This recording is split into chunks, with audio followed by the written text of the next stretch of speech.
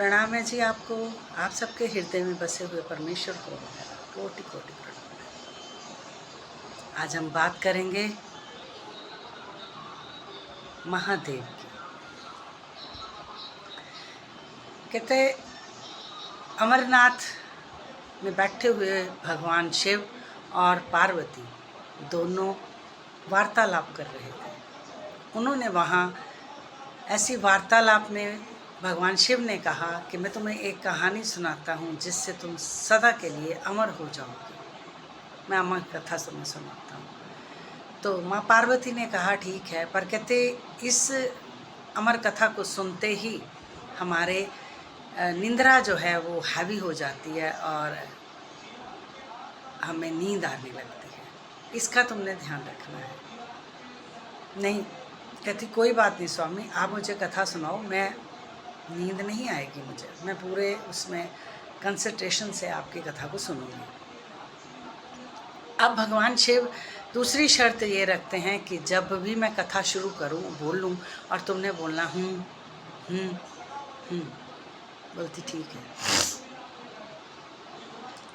अब भगवान शिव ने ये कथा करनी शुरू की और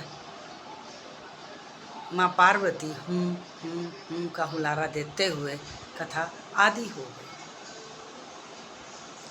अब उसी पेड़ के ऊपर एक तोता था, उसका बच्चा था छोटा सा, वो वहाँ बैठा हुआ था और उसने उस तोते ने ये सुना कि ये हूँ कर रही है। जैसे ही माँ पार्वती वहाँ सो गई कथा सुनते सुनते, और भगवान शिव जो थे वो लीन हो गए उसमें लीन हो गए। कथा करते करते वो लीन हो गए। अब वो इतने लीन हो गए कि उन्हें पता ही नहीं चला कि ये आवाज़ किसकी आ रही है, माँ पार्वती की है या तोते की है, उन्हें नहीं पता चला। और वो जैसे ही वो अमर कथा सुनाने लगे, सुनाते जा रहे हैं और वो समाधिस्थ हो गए और उधर से वो तोता हूँ की आवाज़ में बोलता गया।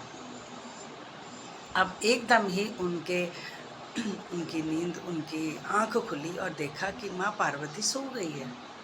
उन्होंने माँ पार्वती को जगाया और कहते कि तू तो सो गई है। कहते हाँ मैं सो गई हूँ, पर मैं क्षमा चाहती हूँ, आप मुझे फिर से कहानी सुनाएं, अमर कथा सुनाएं, मैं अब दोबारा से जागूंगी और हुलारा दूंगी। कहते वो कोई बात नहीं कि तू सो गई है, पर ये कौन था जो मेरी अमर कथा को सुन रहा था और हर एक हुलारा हूँ का आई जा रहा था, ये कौन है।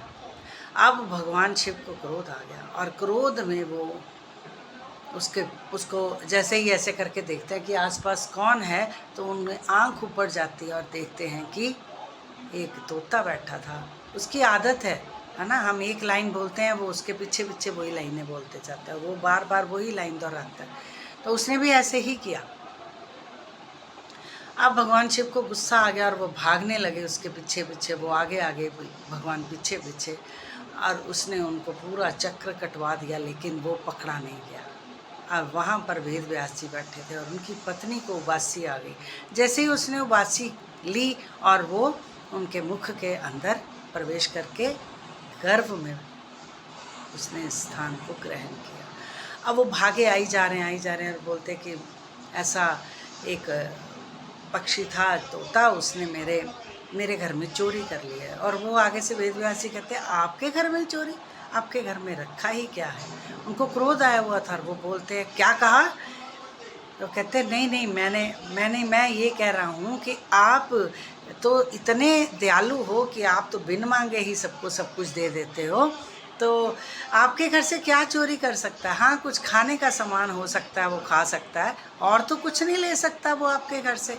उसने कहा नहीं, मैं अमर कथा सुना रहा था, तो उसने उस कथा में हूँ कि हुलारा दिया है, मैं इसको छोड़ूंगा नहीं, मैं इसको मार दूंगा। तो वेद व्यास जी कहते हैं कि जब उसने अमर कथा सुन ली है तो वो अमर ना हो गया, अब आप उसे कैसे मार सकते हो। तो वो आगे से कहता है हाँ ठीक है जो भी है, पर मैं इसे छोड़ूंगा नहीं। अब वो वेद व्यास जी से लड़ने लगे। देखिए गुस्से में वो जान नहीं पा रहे थे कि मैंने क्या किया, मैं क्या बोल रहा हूँ, मैं क्या कह रहा हूँ, उन्हें पता ही नहीं चल रहा था गुस्से में। देखिए वो इतने पूरे सृष्टि का रचयिता होकर गुस्से में आकर उन्हें कुछ समझ नहीं आ रहा था वो क्या बोल रहे हैं। हम और आप जैसे व्यक्ति अगर हमें क्रोध आ जाए तो हम कहाँ अपने आप को सरवाइव कर पाएंगे, नहीं कर पाते ना। तो इसलिए क्रोध आना तो स्वाभाविक है, क्योंकि हम संसार में रहते हैं, हम गृहस्थ आश्रम में रहते हैं, तो हमें क्रोध आएगा ही है। लेकिन क्रोध को रोकने का कोई उपाय होना चाहिए।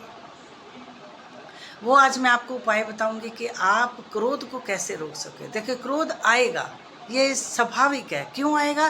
क्योंकि सामने वाला हमें जब क्रोध दिलाएगा तो थोड़ा सा तो आएगा, ठीक है ना, थोड़ा सा तो आएगा। लेकिन उस क्रोध को रोकना कैसे है, हमें ये आना चाहिए।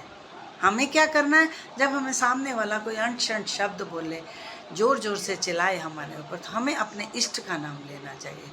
आप कृष्ण को मानते हो तो बोलो जय श्री कृष्ण, जय श्री कृष्ण। राम को मानते हो बोलो राम राम राम राम, जोर जोर से बोलो।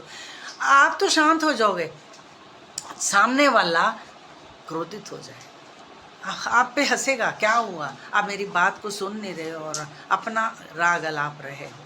तो इससे आप शांत हो जाओगे, सामने वाला आपको शांत देखकर क्रोधित हो जाएगा कि मैं इतना क्रोध कर रहा हूँ, ये फिर भी हंस रहा है। आप बोलते जाओ राम राम राम, राधे राधे राधे, कृष्णा कृष्णा कृष्णा, ऐसे कुछ भी जो भी इष्ट है आपका, वाहिगुरु वाहिगुरु वाहिगुरु। सामने वाला शांत तो खैर नहीं होएगा, वो बोलेगा मेरी बात को सुन नहीं रहा, ये अपना ही राग अलापता जा रहा है, और मैं वो उसको गुस्सा आ जाएगा। आप शांत हो जाओ।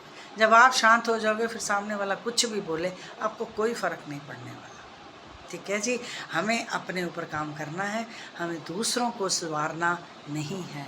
तो जैसे भगवान शिव को गुस्सा आया पर वो संभाल नहीं पाए, कहाँ से भागते हुए कहाँ तक आए, पर फिर भी उसका कुछ नहीं कर पाए, ठीक है ना। इसी तरह हमें गुस्से में शांत होकर बैठ जाना है और उस परमात्मा का चिंतन करना है, उसका नाम स्मरण करना है जोर जोर से, जिससे कि सामने वाला अगर रुक सकता होगा तो रुक जाएगा, नहीं तो आता तो आई जाए, क्रोध हमारा क्या लेता है वो, ठीक है जी। आप सबको प्रणाम है जी। आप सबके हृदय में बसे हुए परमेश्वर को भी मेरा कोटि कोटि प्रणाम है। मिलेंगे कल एक नए और सुंदर से एपिसोड के साथ। ओम साई राम।